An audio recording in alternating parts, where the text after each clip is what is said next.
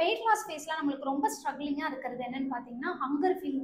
எதை பார்த்தாலும் சாப்பிடணும் அப்படிங்கிற எண்ணம் வரும். உங்களோட பசித்தன்மையை வந்து கண்ட்ரோல் பண்றது எப்படி? ஸோ ரெகுலர் லைஃப் ஸ்டைல்ல நீங்க ஒரு 2000 கேலரிஸ்ல இருப்பீங்க. 7 நாளும் எடுத்த உடனே 1000 கேலரிக்குள்ள போனீங்க அப்படின்னா உங்களால பசியை கண்ட்ரோலே பண்ண முடியாது. 7 நாள்ல 3 நாள் 4 நாளா பிரிச்சுக்கோங்க. ஒரு 500 கேலரிஸை மட்டும் வந்து டெபிசிட் பண்ணி 1500 கேலரிக்கு ஒரு 4 நாள் ஃபாலோ பண்ணுங்க. ஸோ அடுத்த 3 நாளைக்கு 1500 கேலரில இருந்து ஒரு 500 கேலரிஸ் குறைச்சு 1000 கேலரியில இருங்க. 2000 கேலரிஸ்ல வந்து இவ்வளவு நாள் ஒர்க் பண்ணிட்டு இருக்கு. முதல் வாரத்திலேயே போயிட்டு 1000 கேலரிஸ் எடுக்காதீங்க.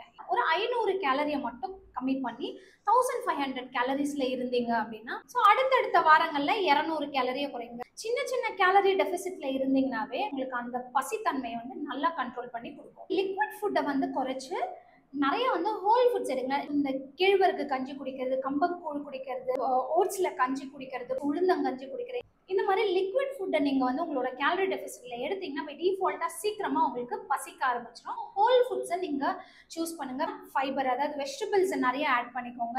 ஃப்ரூட்ஸ் ஆட் பண்ணுங்க. லீன் ப்ரோட்டீன்ஸ் ஆட் பண்ணுங்க. சிக்கனோட பிரெஸ்ட், ஃபிஷ், லென்டில்ஸ் ஆட் பண்ணிக்கலாம். பீன்ஸ் வகைகள் ஆட் பண்ணலாம். உங்களோட ப்ரோட்டீன் பவுடரும் இந்த ஹோல் மீலோட ஆட் பண்ணி நீங்க எடுத்துக்கலாம். நீங்க பியூர் வெஜிடேரியனா இருக்கீங்க அப்படின்னா கிரீக் யோகர்ட் ஆட் பண்ணிக்கலாம். சோயா சங்க்ஸ் ஆட் பண்ணிக்கலாம். டோஃபு ஆட் பண்ணலாம். நான் வெஜிடேரியனா இருக்கீங்க அப்படின்னா உங்களோட ரெகுலர் பிரேக்ஃபாஸ்டோட ஒரு முழு முட்டையோட வெள்ளைக்கரு ஆட் பண்ணீங்க.